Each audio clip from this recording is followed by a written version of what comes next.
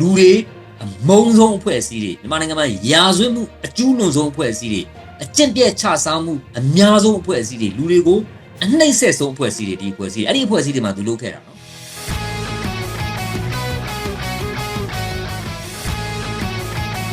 The time with Christote အေးရဲ့ထုတ်ပြန်ချက်က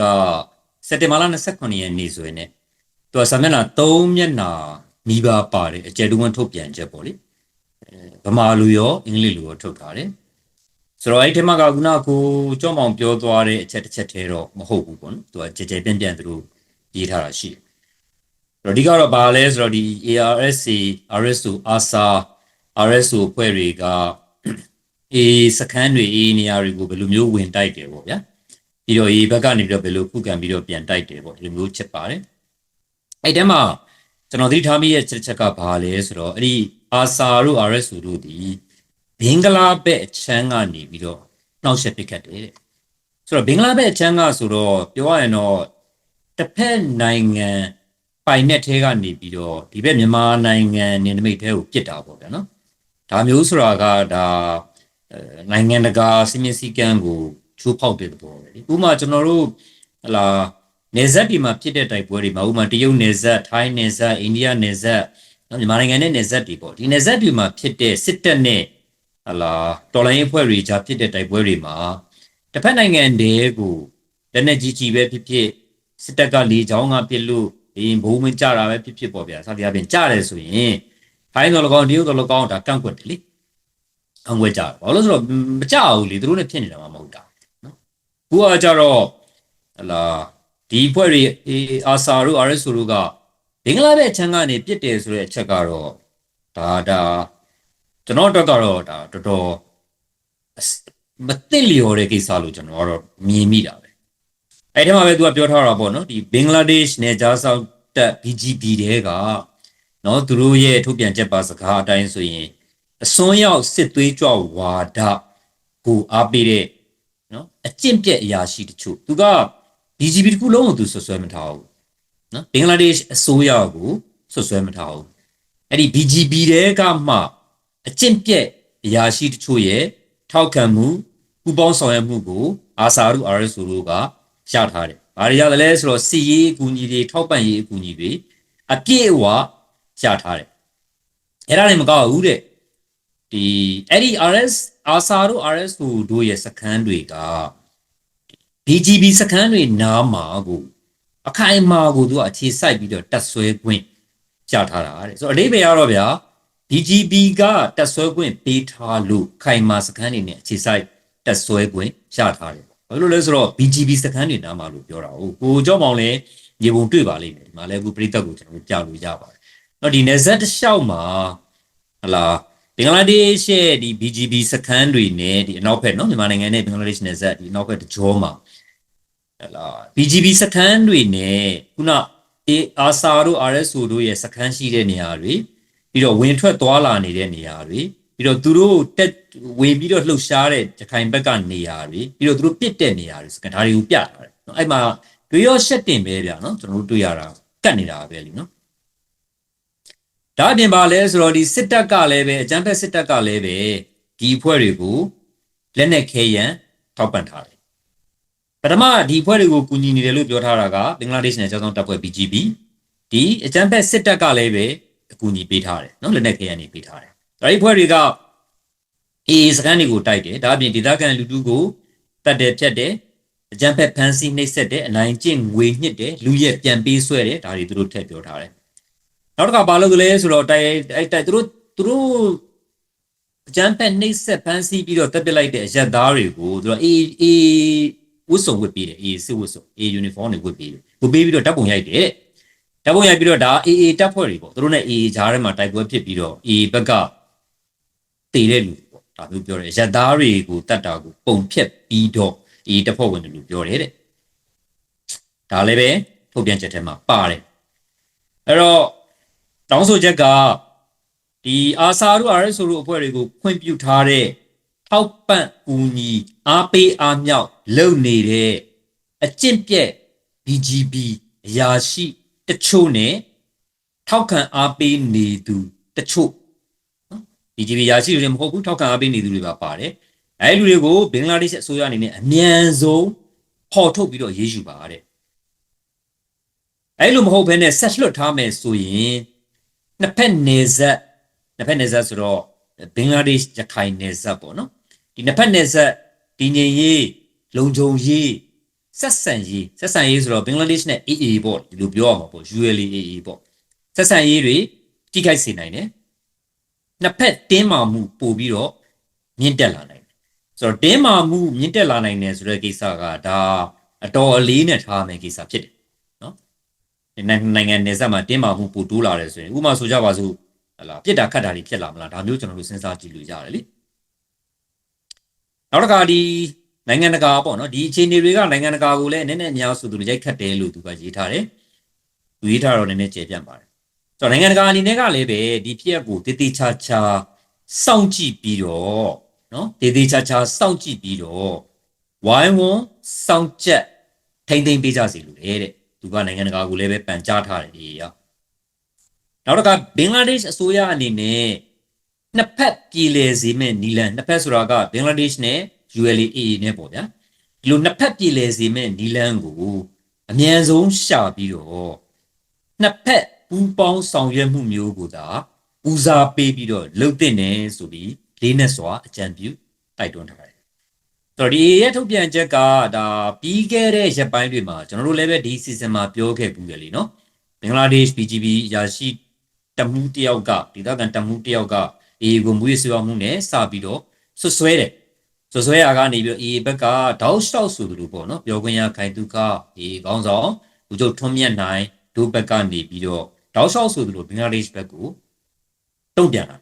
နော်ဒီ BGB ရာရှိတွေကိစ္စနော် BGB ဘက်က BGB ကဟလာအာဆာတို့ RSO တို့ကိုတင်းနေတယ်ဆိုတဲ့ကိစ္စအားပေးကူညီနေတယ်ဆိုတဲ့ကိစ္စမူရစ်စေဝါကိစ္စဒါတွေတောက်လျှောက်လို့ပြောလာတယ်အဲ့တော့တွင်မှာပဲဟလာအာဆာ RSO ကလည်းပဲ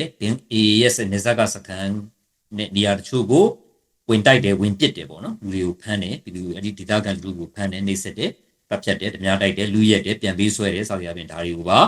လုပ်လာတယ်ဘူကြော့မောင်လည်းတွေ့ပါလိမ့်မယ်ကျွန်တော်ပြည်သက်ထဲကလည်းသိကြပါလိမ့်မယ်ဟလာအေးကောင်းဆောင်ဘူချုပ်ထွန်းမြတ်နိုင်နေနော် ARD သတင်းဌာန editor ချုပ်ဝေါင်စော်တို့ရဲ့နော်ဆက်သွယ်မြင်မြန်ကန်အင်တာဗျူးဆိုရင်၄ပိုင်းထုတ်ထားတဲ့ထင်ပါရဲ့နော်တော်တော်လေးကိုကြည်ပြန့်ပြန့်အဲ့ဒီထဲမှာဒီအချိန်တွေအကုန်လုံးပါပါတယ်နော်နားထောင်ကြည့်ကြဖို့ကျွန်တော်ကတော့တိုက်တွန်းပါတယ်ဒီနေရာကနေပြီးတော့ကျွန်တော်ကိုယ်တိုင်လည်းပဲနားထောင်နေပြီးတော့ပြီးသေးဘူးပေါ့လေအဲ့တော့ဒီစုံလုံးကိုကျွန်တော်ခြုံကြည့်ရင်ဘာတွေ့ရလဲဆိုတော့တစ်ခါမှာအာဆာ RSO နော်ဒီအာဆာ RSO ကိုစစ်ကော်မရှင်ကရောဘင်္ဂလားဒေ့ရှ်ကရောကူညီနေတယ်နော်တခါ AA ကစစ်တပ်နဲ့လည်းပဲအဲ့မှာဆိုရင်ဒီ AA ထုတ်ပြန်ချက်ထဲမှာဆိုရင်3နေရာထဲမှာမှာစစ်တပ်နဲ့သူတို့တိုက်ပွဲတွေဖြစ်နေတယ်နော်ပြီးတော့အာဆာ RSO နဲ့လည်းပဲတိုက်နေရတယ်အာဆာ RSO ကဝင်တိုက်တယ်ဆိုရင်သူတို့ပြန်တိုက်နေအမှန်တော့သူတို့ထုတ်ပြန်ချက်အရဆိုရင်ဟလာတိုက်ထုတ်လိုက်ပြီးသားအာဆာ RSO မရှိတော့ဒီရခိုင်ဘက်ထဲမှာမရှိတော့အခြေစိုက်မရှိတော့သူတို့ကဘင်္ဂလားဒေ့ရှ်ဘက်ထဲကိုထွက်ပြေးသွားပြီဘင်္ဂလားဒေ့ရှ်ဘက်ထဲမှာအခြေစိုက်အဲ့တော့ရခိုင်ဘက်ကိုကူးပြီးတော့လာတိုက်လူထုကိုလာဒုက္ခပေးပေါ့နော်ဒီလိုမျိုးလုပ်နေတယ်လို့အေးရပြောထားတာဆိုတော့ဒါကဟလာစကားမှာဘင်္ဂလားဒေ့ရှ် BGB ပေါ့ဗျာနော် BGB အာဆာ RSO ပြီးတော့အေးဒီလိုအခြေအနေမျိုးဖြစ်တယ်အဲ့မှာတစ်ဆက်တည်းကျွန်တော်ဘာတွေ့တယ်လဲဆိုတော့အခုလက်ရှိဘင်္ဂလားဒေ့ရှ်ရဲ့ယာယီခေါင်းဆောင်လိုပဲဆိုကြပါစို့မိုဟာမက်ယူနုလိုပဲငင်းငင်းဆွေးရပဲနော်ကျွန်တော်ကိုယ်တိုင်ဒီချိန်တုန်းကလေးစားခဲ့ဘူးတဲ့ခေါင်းဆောင်တယောက်လိုပြောရမှာပေါ့အခုတော့တမျိုးပေါ့ဒီမိုဟာမက်ယူနုကလက်ရှိကျင်းပနေတဲ့ကုလသမဂ္ဂထူးထွေးညီလာခံမှာငုံပြောတယ်အဲ့ဒီညီလာခံမှာရခိုင်ရေးဆန်နဲ့ပတ်သက်ပြီးတော့သူသဖြင့်တော့ရိုဟင်ဂျာကိစ္စပေါ့ဗျာနော်ရိုဟင်ဂျာဒုက္ခတွေရေးကိစ္စနဲ့ပတ်သက်ပြီးတော့ထည့်ပြောသွားတယ်ဒါလည်းအချိန်ကိုက်ပြောတာဗျအဲ့ဒီထဲမှာသူပြောတဲ့အထဲမှာ AA ကိုဓာတ်ရိုက်နာမည်မတက်ဘဲနဲ့ရခိုင်တပ်တော်ကိုဓာတ်ရိုက်နာမည်မတက်ဘဲနဲ့ပြောသွားတယ်။ဘာပြောသလဲဆိုတော့နိုင်ငံရေးအပြောင်းလဲနဲ့တဲ့အပေါင်းလက္ခဏာဆောင်တဲ့အပြောင်းလဲတွေအတွက်ရခိုင်ပြည်တွင်းကစိုးရမဟုတ်တဲ့အဖွဲ့အစည်းဒါ AO ညွှန်းတာရခိုင်ပြည်ထဲမှာအစိုးရမဟုတ်တဲ့အဖွဲ့အစည်းတွေအများကြီးရှိတယ်။ဒါပေမဲ့လက်ရှိနေမြေထိန်းချုပ်ထားနိုင်တာအုပ်ချုပ်ရေးပေါ်ဆောင်နေတာ AA ပဲရှိတယ်။ဒီအစိုးရမဟုတ်တဲ့အဖွဲ့အစည်းကိုအရေးတကြီးဖိအားပေးရမယ်တဲ့ကျွန်တော်အံ့ဩတယ်ဘာကိုဖိအားပေးမှာလဲပေါ့နော်ဘာအတွက်ဖိအားပေးရမှာလဲကျွန်တော်သိနားမလဲသူဆိုသူဘာဆိုတာနားမလဲဘူးဆိုတော့ဒါကလည်းပဲဘာလို့သူကစက်တင်ဘာလ30ရက်နေ့မှာ30ဆိုတော့ကျွန်တော်မြန်မာစံတော်နဲ့မနေ့ပြန်ဖြစ်ပြီပေါ့ဗျာဟိုမှာကတော့ဟို American စံတော်ချိန်ပေါ့ ဒီစက်တင်ဘာလ30ရက်နေ့မှာရိုဟင်ဂျာဒုက္ခသည်အရေးနဲ့ပတ်သက်ပြီးတော့ကုလသမဂ္ဂမှာနီလာခံတစ်ခုကျင်းပဖို့ရှိတယ်ဆိုတော့ဒီနီလာခံနဲ့ချိန်ကိုက်ပြီးတော့မိုဟာမက်ယူနုကဒီစကားပြောတာပေါ့ဗျာနော်ဒီစကားပြောတာပေါ့ဒါကတော့ဗာလဲဆိုတော့အေးကိုနိုင်ငံတကာမျက်နှာစာမှာဖိအားပေးလို့ရမလားဆိုပြီးတော့လုပ်တာပေါ့ဗျာကျွန်တော်မြင်တာတော့လေဒီလိုတက်ပြောလိုက်ရင်တော့အေးပုံမှာနည်းနည်းများဆိုသလိုနိုင်ငံတကာကရပေးလာမယ်ပေါ့ဒီလိုတင်ပုံရပါပြီးတော့သူပတ်စံနဲ့တောင်းသေးတယ်ဗျာနော်ဒီကိစ္စတွေကူညီကြပါပေါ့ငွေပေးကြပါပေါ့ရမငွေထပ်တိုးပေးကြပါပေါ့တကယ်ဗျာကိုကျော်မောင်ရင်ရိုဟင်ဂျာအရေးကိစ္စပြည်လေခြင်းရင်နိုင်ငံနယ်စပ်အရေးကိစ္စပြည်လေခြင်းရင်ကုလသမဂ္ဂတိသွားတက်ပြီးတော့ပြောနေကြမှာလို့ပေါ့ဟုတ်တယ်မလားနော်အေးနဲ့ဆက်သွယ်ဆွေးနွေးပေါ့ဗျာအေးဘက်ကလည်းဒါဆွေးနွေးဖို့အတွက်အစဉ်သင့်လို့ပြောထားတာပဲလေသူတို့လည်းပြည်လေခြင်းတာပဲအေးဘက်ကပူတော်ပြည်လေခြင်းဦးမယ်ကျွန်တော်ပြောတ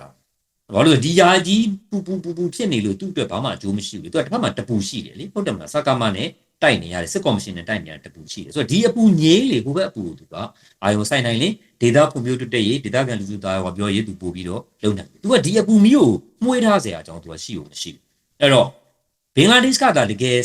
စိတ်စေတနာမှန်နဲ့ကျွန်တော်စိတ်စေတနာခေါင်းလို့မသုံးညင်ပါဘူးစိတ်စေတနာမှန်နဲ့ဒီကိစ္စတကယ်ပြည်လဲခြင်းနဲ့ဆိုရင်အေးနဲ့ဆက်သွယ်ပြီးတော့ဖြည့်ရှင်းလိုက်ရုံနဲ့နော်အေးနဲ့ဘာကြောင့်လဲဆိုတော့ဒီဒေတာကိုလက်ရှိတကယ်တမ်းထိန်းချုပ်နေအေးရထိန်းချုပ်နေဘာမှဘူးစားမင်းအွန်လိုင်းလို့ထိန်းချုပ်နေတာမဟုတ်အဲ့တော့အဲ့ကုလသမဂ္ဂတိသွားတက်ပြီးတော့ပြောနေစရာမလို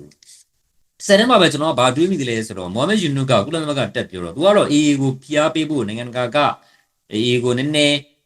ညိုညင်စေဖို့ပြောပုံရတယ်ဒါပေမဲ့ကျွန်တော်ကတော့တွယ်ဝိုက်ပြီးတော့အေးအတွက်အကျိုးဖြစ်သွားတယ်လို့ကျွန်တော်မြင်တယ်ဘာမြင်တယ်လဲဆိုတော့ဟလာနိုင်ငံတကာမှာအေးရဲ့အနေထားအေးရဲ့လက်ရှိအနေထားဒါပေါ်သွားတာပဲဗျဒါပေါ်သွားတာဟုတ်တယ်မလားရခိုင်ကိုဘယ်သူတိရောက်ထိန်းချုပ်ထားတာလေဒီမြန်မာဘင်္ဂလားဒေ့ရှ်နယ်စပ်ကိုဘယ်အဖွဲ့ကထိရောက်ထိန်းချုပ်ထားတာလဲဆိုတာပေါ်သွားတာတစ်ဆက်တည်းမှာပဲနိုင်ငံတကာကမြန်မာပြည်နဲ့ပတ်သက်ရင်တောက်လျှောက်ပြောနေတဲ့တောက်လျှောက်ပြောလာတဲ့ရိုဟင်ဂျာဒုက္ခသည်အရေးကိစ္စနော်ရိုဟင်ဂျာဒုက္ခသည်အရေးကိစ္စနဲ့ပတ်သက်ရင်အေရဲ့အနေထားဘယ်လိုရှိမယ်ဆိုတာပေါ်သွားတာတေချာတာတစ်ခုကဒီဘင်္ဂလားဒေ့ရှ်မှာရောက်နေတဲ့ရိုဟင်ဂျာဒုက္ခသည်တွေကိုရခိုင်ပြည်ရဲ့မိုဟာမက်ယူနုကပြန်ပို့ခြင်းသူတို့ကပို့လဲပို့ခြင်းတယ်သူတို့ကလွတ်လဲမလွတ်ချင်ဘူးဗျာနော်ဒါကတော့ကျွန်တော်တို့တိကျပြည့်ဆွေးနွေးမယ်ဆိုဆွေးနွေးရမယ့်ကိစ္စထားပါတော့ဗျာအဲ့တော့ပို့မယ်ပေါ့ဗျာအဲ့တော့သူတို့အေနဲ့လည်းမညှိချင်ဘူးဘယ်လိုပို့မလဲဗျာအေနဲ့မညှိဘဲနဲ့ဒီဒုက္ခသည်ဒါလည်းပဲဟလာဘယ်သူနဲ့လုံမှဒီဒုက္ခသည်ရေးကိစ္စပြည်လဲမယ်ဆိုတာလည်းပဲနိုင်ငံတကာမှာပေါ်သွားတာပဲဆိုတော့ဒါကတော့ဟလာအေအနေနဲ့ကိုယ့်ဘာသာကိုတီးခြားအားစိုက်မထုတ်ရဘဲနဲ့ရလိုက်တဲ့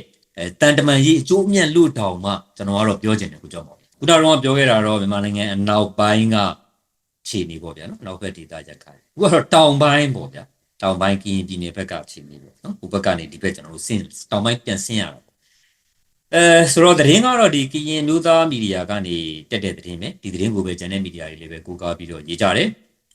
ဘာသတင်းလဲဆိုတော့ကရင်နယ်ကြားဆောင်တပ် BGF နော်ဒါဒီမှာသိရမှာက BGF ဒီစစ်တပ်လက်အောက်ခံစစ်တပ်ကဖွဲ့ပေးထားတာ KNU တွေကနေဖွဲ့ထွက်သွားတဲ့အဖက်အစင်းစင်းဖွဲ့ထွက်ပြီးတော့မှ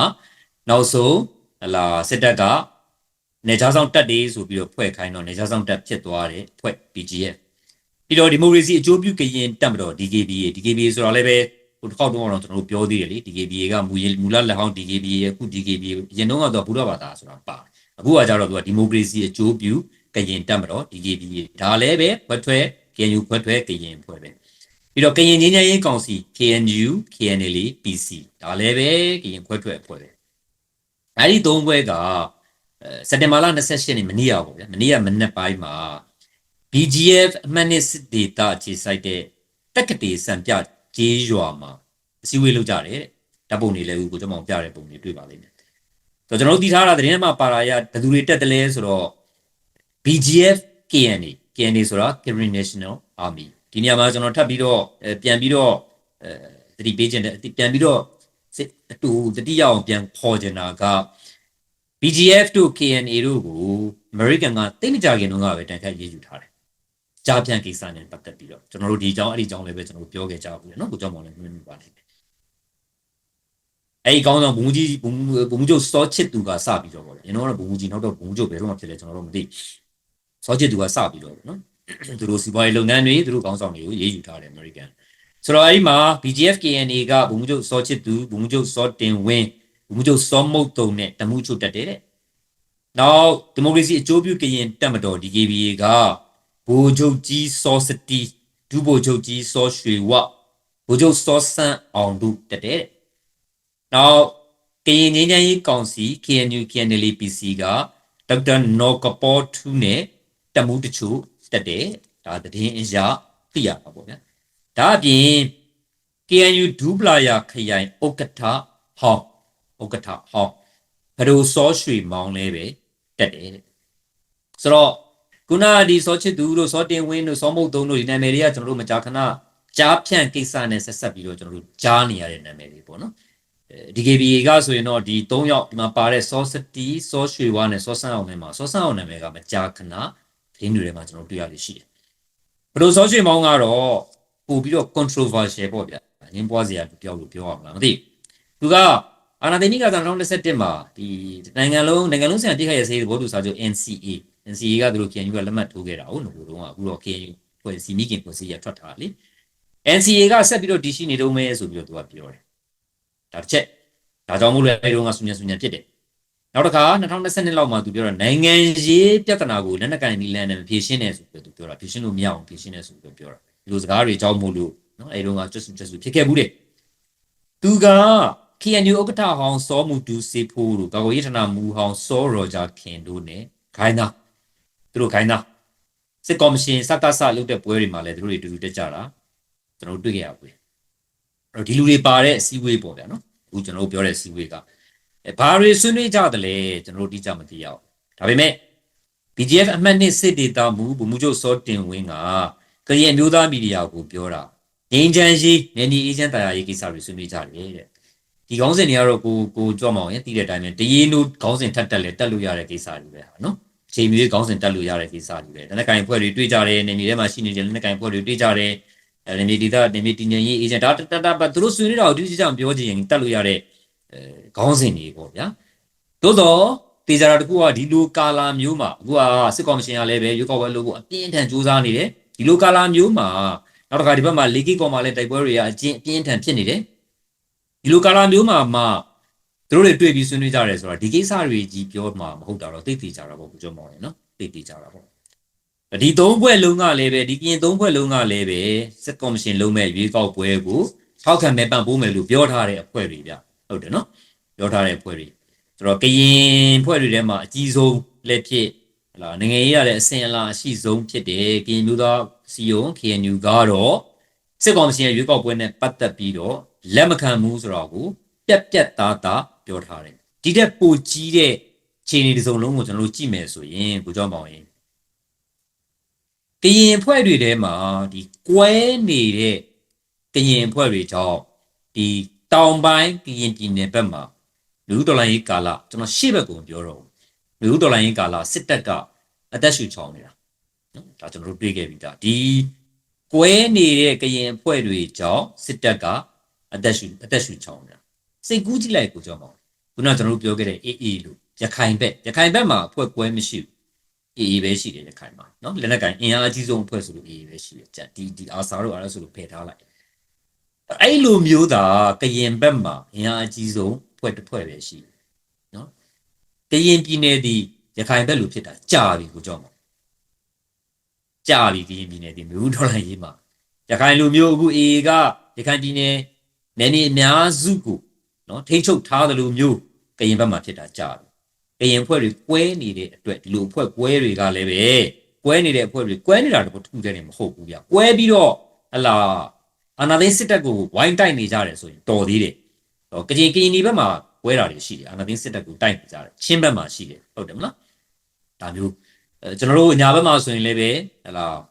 NUG MOD လောက်ကမဟုတ်တဲ့တပ်ဖွဲ့တွေရှိတယ်အဖွဲ့တွေရှိတယ် LBDF လို့ခေါ်တယ်ပေါ့ဗျာလူပဲအဖွဲ့တွေကွဲနေတာပဲဒါပေမဲ့ဝိုင်းတိုက်နေကြတာပဲအဲ့တော့ကွဲတာထက်ကွဲတဲ့အဖွဲ့တွေကစစ်တပ်ကိုကူနေတာပင်းနေတာကအဓိကပြဿနာဖြစ်တာနော်အဲ့ဒါကြောင့်မို့လို့စစ်တပ်ကအသက်ရှူချောင်းနေတာအခု၄ကီကောမှာဖြစ်နေတဲ့တိုက်ပွဲဆိုလေကြည်လေးကိုကြောက်ပါနော်၄ကီကောတိုက်ပွဲဆိုလေပဲဒီချိန်ထိဗျာဟိုအောင်စရာစစ်ကြောင်းဆိုတဲ့ကောင်ကြီးအဲ့ဒီစစ်ကြောင်းကြီးကဘယ်လောက်ကြာပြီလဲဟုတ်တယ်မလားဟိုတနစ်ကြော်ကြီးဒီနေရာကိုလာဖို့အတွက်ကိုနော်ရပ်ပိုင်းနဲ့လာလို့ရတဲ့နေရာကိုတနစ်ကြော်ကြီးမနှဲလာရတာလေနောက်ကျတော့ရောက်ချင်တော့ရပ်ပိုင်းလေးတွင်းမှာရောက်သွားတယ်လေအဲ့တော့ခုနပြောတဲ့ကရင်အဖွဲ့ပွဲတစ်ခုရဲ့ မင်းပြီးတော့လုတ်ပြီးလိုက်လို့ရောက်သွားတာပဲဗျနော်ဒါတော်မှစစ်တပ်ကပြက်ပြက်သားသားနိုင်ရတဲ့အချိန်မရှိပါဘူးအခုသတင်းတွေထဲမှာတွေ့နေရတာနော်ထိုးလိုက်လန်လိုက်ထိုးလိုက်လန်လိုက်နော်ပြစ်ချလို့မနိုင်ဘူးဆိုပြီးပြောနေတာဟိုတက်ကပဲနော်တမှုတယောက်ပြောသွားတာအဲ့တော့ကိုကြောက်မောင်ရင်ဟလာလူဒေါ်လာရဲ့အမှန်ချက်ဖြစ်တဲ့အကြမ်းဖက်စစ်တပ်ကိုခုခံတွန်းလှန်နေတာနောက်တစ်ခုကဆရာနာရှင်အမြင့်ပြတ်ရေးပေါ့လေဆရာနာရှင်အမြင့်ပြတ်ရေးဆိုရင်လူမျိုးစုတစ်ခုချင်းစီမှာကွဲနေတဲ့အဖွဲ့အသီးသီးကြားမှာညီညွတ်ဖို့လိုတယ်ကွဲနေတဲ့ဖွဲ့တွေရှင်ကွဲနေတဲ့ဖွဲ့တွေကြားမှာညီညွတ်ဖို့လိုတယ်ဒါမှမဟုတ်လည်းပဲဘုံတူညီတဲ့ယက်တီတဲ့သဘောထားနဲ့ဝိုင်းလို့ဖို့လိုတယ်ပေါင်းတွန်းဖို့အဲ့ဒီကနေတစ်ဆင့်တက်ရင်ဟလာလူဒေါ်လာရေးမှာပါနေတဲ့ကျွန်တော်ခုနကပြောလူမျိုးစုတစ်ခုချင်းစီလို့ပြောတာဗမာလူမျိုးစုလည်းပါတယ်နော်ကိုကြောက်မောင်ဗမာလူမျိုးစုတော့ကွဲတာရှိအောင်မလားနာမည်ကြီးပဲလေ၃အောင်ရှိရင်နှစ်ဖွဲ့ကွဲတယ်ဆိုတာနော်ဒီကနေ့လူဒေါ်လာရေးမှာပါနေတဲ့တိုင်းသားဖွဲ့တွေကိုယ်တိုင်လည်းဒါက open secret ပြဒီလိုအခန့်ရေးတွေးကြရင်ဒါမပြောရင်ရှိကြလိမ့်မယ်လေနောက်ပြောင်ပြီးတော့ပြောနေတာပဲနောက်ကွယ်မှာဒီလိုပဲပြောကြတာကြီးလည်းရှိတာပဲအဲ့ဒီအဖွဲ့တစ်ဖွဲ့ကွဲခြင်းဗမာတယောက်သာထည့်လိုက်ဆိုတာမျိုးတော့ပြောတာရှိတယ်လို့နော်တိုင်းသားလက်ရှိခေါင်းဆောင်တွေကထိပ်ပိုင်းခေါင်းဆောင်တယောက်ကပြောတာရှိတယ်လို့ကျွန်တော်သိခဲ့ရဘူးဘွယ်ကွဲအဲ့ဒီဖွဲ့ကွဲခြင်းရင်းနဲ့ဗမာတယောက်ကိုထည့်တာထည့်လိုက်တယ်ဆိုပြီးပြောတာအဲ့လောက်ထိဗမာတွေကကွဲတဲ့နေရာမှာနာမည်ကြီးတယ်လူကလည်းများတာဟုတ်ဗျာလူကြီးရတယ်အများဆုံးဖြစ်တာဒါပေမဲ့လူကြီးများတာနဲ့ကွဲတာနဲ့မဆိုင်ပါဘူးဗျာကွဲတာကွဲခြင်းလို့ကွဲတာဗမာတွေကကွဲတာသွေးသားထဲမှာပါတယ်အဲ့တော့ခုနလူမျိုးစုတစ်ခုချင်းကြားမှာကွဲနေတာတွေညှိဖို့လိုတယ်စုဖို့လိုတယ်လုံးဖို့လိုတယ်အဲ့လိုပဲအဲ့ဒီကနေတစ်ဆင့်တော်လိုင်းအင်အားစုတွေအားလုံးကြားထဲမှာစုဖို့လိုတယ်လုံးဖို့လိုတယ်ညီဖို့လိုတယ်အဲ့တော့ညီဖို့လိုတယ်ဆိုတဲ့နေရာမှာနောက်တစ်ချက်ကဘာလဲဆိုတော့တန်တရားတွေခြေဖြတ်ဖို့လိုတယ်ကိုကျောင်းမောင်ကိုကျော်ထွန်းမြတ်နိုင်အင်တာဗျူးထဲမှာပြောသွားတာပါလေပါပါတယ်နော်ဒီကိစ္စလက်ရှိမှာဟလာလူဒေါ်လာရေးမှာ NUG အနေနဲ့တိုင်းသားအဖွဲ့အစည်းတွေကိုပါအောင်တားရဲပြအောင်ဒီရဲပြအောင်ဘာကြောင့်မလုပ်နိုင်တယ်လဲဆိုတဲ့အချက်သူပြောသွားတာရှိတယ်ဒါအင်မတန်တွေးထွက်အောင်မှန်တဲ့စကားနော်တွေးထွက်အောင်သူပြောတာတွေးထွက်အောင်မှန်တဲ့စကားတန်နေရာတွေရှိတယ်ငကူတုံးကတမိုင်းတွေရှိတယ်ပေါ့ဒါတွေကမေ့ထားလို့မရအောင်ကျွန်တော်တို့တွေတင်ပုံခြေလိုက်ကြရအောင်ပါ80ကြောင့်အဲ့လောက်တော့မရဘူးဒီနော်အဲ့လောက်တော့မရဘာလို့ဆိုတော့ဟိုးမှာဖြစ်ခဲ့တဲ့တမိုင်းကြီးအရှိယူဘူးဗျဆိုတော့ဒါတွေကိုတကယ်စစ်မှန်မှန်ယူတတန်ရတွေခြေဖြတ်ဖို့လိုတယ်တန်ရခြေဖြတ်ဖို့ခြေဖြတ်ဖို့ဆိုတော့ကဒီတန်ရတွေကိုတိဆောက်ထားတဲ့လူတွေကခြေဖြတ်ရခြေဖြတ်ဖို့ဆိုတော့ကဒီတန်ရတွေဒီနေ့ဒီချိန်ထိရှိနေသေးတဲ့လူတွေကခြေဖြတ်အောင်ကြိုးစားဒီလိုခြေဖြတ်ဖို့အတွက်ကလည်းပဲတက်ဆိုင်သူများအားလုံးကတကယ်စီရင်စေနာခေါင်းနဲ့ငါတို့ဒီစစ်တပ်ကိုတော့ဖြုတ်မယ်ဒီပွဲကပြတ်မှရမယ်ပြတ်ဖို့အတွက်ငါတို့ဒီအဆင့်ကိုကြော်မှဖြစ်မယ်ဆိုတဲ့ခိုင်မာတန်နှိဋ္ဌံနဲ့မှဖြစ်မယ်လို့ကျွန်တော်ကတော့အဲ့လိုယူဆပါတယ်သူကြောင့်ပါခင်ရမဲဆွဲရဲဆိုပြီးတော့ဒါမဲဆွဲကာလမရောက်သေးပဲနဲ့မဲဆွဲရဲဆိုဒါအကျုံးဝင်မှုဥပဒေနဲ့မညီညွတ်ဘူးဥပဒေချိုးဖောက်တာဆိုပြီးတော့ပြောနေတာတော့ကျွန်တော်တို့ဘူးပြောလည်းမသိပါဘူးဗျာကျွန်တော်လည်းသူကဥပဒေချိုးဖောက်တာလို့အကျုံးဝင်တာလို့ရင်းကြည့်ပါဘူးဟုတ်တယ်မလားကိုကြောက်မောင်ရင်မင်းအွန်လိုင်းကသူ့ဗိုလ်ချုပ်ကြီးတွေအစားလွတ်ထားတယ်တွတ်ပြီးတော့ရွေးကောက်ဝင်ခိုင်းထားတဲ့ပါတီဗျာဥပဒေချိုးဘာဥပဒေကိုမရှိတာချိုးဖောက်စရာဥပဒေကိုမရှိတာသူတို့ပါနော်ဥပဒေချိုးဖောက်တာတွေပဲပြောနေတယ်ချိုးဖောက်စရာဥပဒေကိုမရှိဥပဒေကသူတို့ပဲ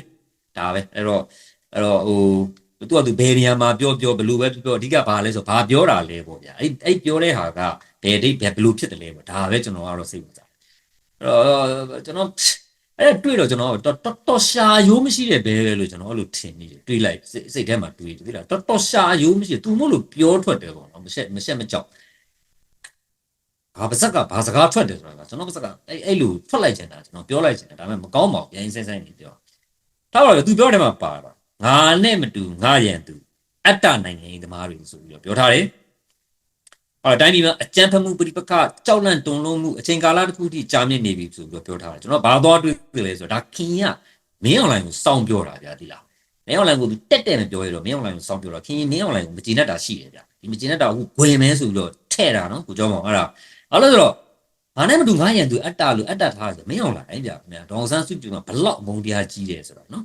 ဒီတက်80ကျော်အမေကိုကြီးကိုဘလောက်အခုချိန်ကြီးဘလောက်ဒုက္ခပေးထားတယ်ဆိုပြီးတော့အကြမ်းဖက်မှုပြိပခါတို့ကြောက်လန့်တုန်လှုပ်မှုတို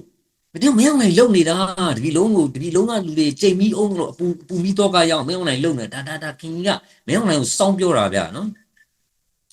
ကျွန်တော်တို့တွေးတာတော့ဗာလေပြိပခါတွေကိုဒီရွေးကောက်ပွဲကအဆုံးသတ်ပေးနိုင်တယ်နော်ပြီးတော့ဗာလေသူတို့ပါတီကတိုင်းပြည်တည်ငြိမ်တရားဟောပြောပြီးလူသားအားလုံးနဲ့လူငယ်လူရွယ်တွေရဲ့Oh my အဲ့လိုလုံနိုင်တယ်တဲ့အဲ့လိုလုံသွားမယ်တဲ့ကိုကြောက်မောင်နော်နားရှိလို့သာကြားရဆိုတာမျိုးလို့ပဲကဲထားပါတော့အဲ့ဒီဥခင်ကြီးဆိုသူရဲ့နောက်ကျောင်းလေးကျွန်တော်တို့ပြန်ကြည့်ရအောင်သူခုနပြောသလိုပေါ့ဗျာဟလားပါလေသူတို့ပါတီသူကဥက္ကဋ္ဌလေသူဥဆောင်တာပေါ့နော်တိုင်းပြည်တည်ငြိမ်တရားဝါပြော့လူသားတော့ပါလူသားအလုံးတော့ပါလိုက်သေးတယ်အမေကိုတိုင်းပြည်ကိစ္စတော့မဟုတ်ဘဲနဲ့သူကတကဘာလုံး humanity ပါသူကထည့်ပြီးတော့ပြောလိုက်သေးတယ်နော်လူသားအလုံးနဲ့လူငယ်လူရွယ်တွေရဲ့အနာဂတ်တဲ့အမလီထိုင်အောင်1900အောင်မယ်မောင်မင်းကြီးသားတက်ရှိပါစေကျမ်းပါပါစေဆိုပြီးတော့ဟလားအဲ့တော့သူ့နောက်ကြောင်းပြန်ကြည့်အောင်ဗျာဒီလူကသူကမြောင်းမြပဲစာတီးဗျတက်ထဲဝင်နေဒါလည်းစီးပွားရေးတက်လို့တက်နေရင် DSC ဖြေတော့ DSC ပါသွားတယ် DSC 18ပါသွားတယ်ကျွန်တော်မြောင်းမြပဲစာတီးလို့ပဲပြောတာပါဟိုရွာတွေဘာတွေမပြောပါဘူးဘာလို့ဆိုတော့ဟိုဒါကသူ့ကြောင့်ပို့လို့သူ့စာတီးထိခိုက်စရာအကြောင်းမရှိဘူးပေါ့ဗျာနော်သူကတတ်သူ့စာသူ့ဒေတာကတတ်အဲ့တော့ DSC အပတ်စဉ်18ဆင်းတယ်ဒေါ်စင်ရေးကျောင်းအတွက်အမှတ်စဉ်18ဒေါ်စင်ရေးကျောင်းအတွက်တက်ထဲမှာ1986ခုနှစ်ကနေပြီးတော့2002ခုနှစ်အထိတက်ထဲမှာလုပ်ခဲ့တယ်ဘုံမူဂျုတ်စင်အထိရောက်ခဲ့တယ်မူဂျုတ်စင်ကနေတက်ကနေထွက်တယ်ပြီးတဲ့အခါကျတော့ရဲချုပ်ဖြစ်တယ်နော်စစ်တပ်ပြီးတော့ရဲချုပ်ဖြစ်တယ်အဲ့ဒ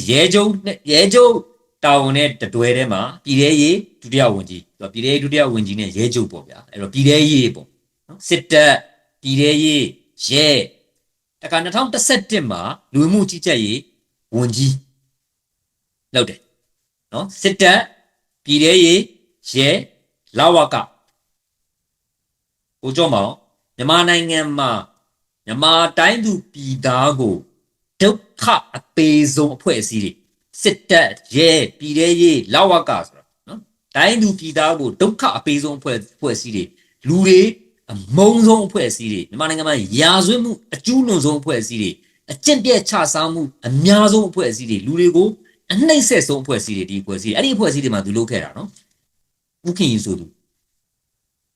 အဲ့ဒီဌာနတွေကြောင့်ပဲတိုင်းပြည်လူထုကတနေ့ပူပန်တော့ကအရောက်အဆုံးပဲနော်စစ်တပ်ရဲပြောစရာကိုမရှိတော့ဘူးစစ်တပ်ရဲကြောင့်ဘလောက်တိုင်းပြည်ဒုက္ခရောက်တယ်လဲပူပန်တော့ကရောက်တယ်လဲဆိုတာနော်အခုဒီစစ်မှုတန်းဥပဒေကိုပဲကြည့်သူတို့ပဲစွဲနေတာလေဗျာနော်ကြုံတဲ့နေရာမှာကြုံလို့လူငယ်တွေကိုစွဲနေတာပြည်ရဲရေးဗျာပြည်ရဲရေးဆိုရင်ထွေအုပ်ဗျာထွေအုပ်ချုပ်ရေးလူတွေနဲ့တိုင်းသူပြည်သားနဲ့တိုက်ရိုက်ဆက်ဆံရတဲ့အဖွဲ့အစည်းတော်တော်ကြာအခွန်ကိစ္စတော်တော်ကြာဘာလဲတရားမှုကိုကျူးကျော်ဆိုပြီးတော့ဖျက်တဲ့ကိစ္စတော်တော်ဟိုနေရာမြေသိဒီနေရာမြေဒါမျိုးတွေကိုစစ်တပ်နဲ့ပေါင်းပြီးတော့လုပ်နေတာထွေအုပ်ချုပ်ရေးဦးစီးဌာနဘယ်လောက်တိုင်းသူပြည်သားတွေကလူထုကနေစတူကဘယ်လောက်စိတ်ဆင်းရတယ်လဲဆိုတော့ဒီထွေအုပ်ဆိုတဲ့ကောင်ကြီးကြောင့်ပြီးတော့လာဝကဘာကောင်းတယ်လဲကိုကျော်မောင်နော်မှတ်ပုံတင်နိုင်ငံသားမှတ်ပုံအခုပဲကြည်လေးပါလေထိုင်းမှာ CI ကနေကျွန်တော်တို့ပြီးခဲ့တဲ့ရက်ကပြောတယ် CI ကနေပြီးတော့ PJ ပြောင်းတယ်အဲ့ဒါကို only for Thailand ဆိုပြီးတော့ဒါလာဝကနဲ့ဆိုင်တယ်တကယ်ပြောရင်အဲ့ဒီဟာကိုလူတွေကိုဘယ်လောက်ဒုက္ခပေးတယ်လဲဆိုတော့နိုင်ငံကူးလက်မှတ်ကိစ္စ passport ပေါ့နော်နိုင်ငံကူးလက်မှတ်ရဖို့ဆိုရင်လည်းကိုကြောင့်ဘယ်လောက်ခက်တယ်လဲဆိုတာနော်အဲ့ဒီထဲမှာမှဟလာလူမျိုးဆိုတာမှသူတို့မကြိုက်ရင်မကြိုက်တဲ့လူညစ်ပတ်သေးတာပိုက်ဆံသာပုံပေးကျွန်တော်တစ်ခေါက်ပြောဦးပါတယ်ပိုက်ဆံသာပုံပေးအိမ်ငယ်ရကိုလာပို့တယ်အဲ့ဒီစစ်တပ်ကအပွင့်နေကောင်တွေက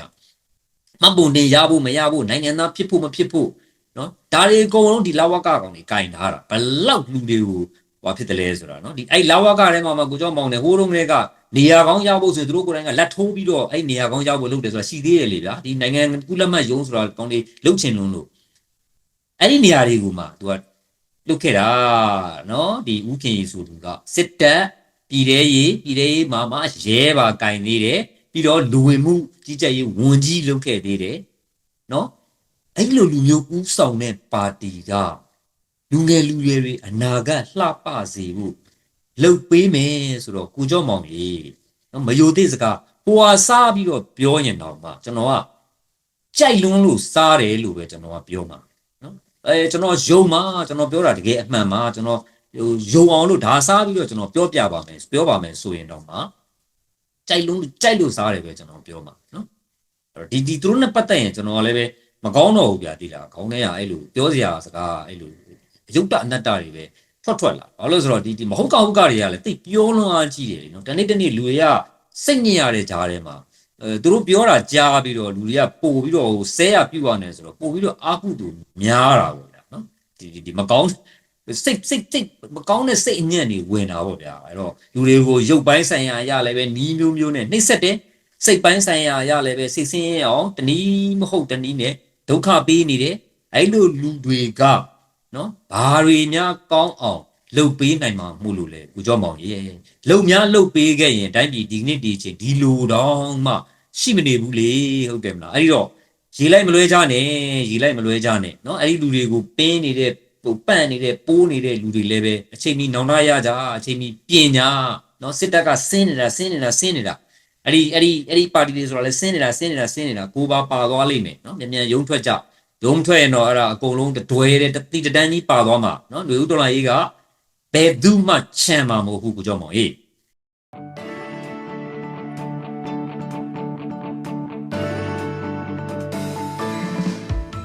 ကျေးဇူးနားဆင်ကြတဲ့အတွက်အထူးပဲကျေးဇူးတင်ပါတယ်ဒီအစီအစဉ်နဲ့ပတ်သက်ပြီးဝေဖန်အကြံပြုချက်တွေကိုကြိုဆိုပါတယ်ဘယ်အကြောင်းအရာဘယ်ကိစ္စမျိုးကိုစိတ်ဝင်စားရဲဆိုတာလည်းသိချင်ပါတယ်နှစ်သက်တယ်ဆိုရင်တော့ like လုပ်ပေးပါအစီအစဉ်တွေတတိုင်းလွတ်မသွားရအောင် subscribe လုပ်ထားပေးပါမိတ်ဆွေငယ်ချင်းတွေနဲ့မျှဝေပေးပါလို့ပန်ကြားပါတယ်နောက်အစီအစဉ်တွေမှာပြန်ဆုံပါမယ်အားလုံးပဲကျမ်းမာဘေးကင်းကြပါစေဗျာ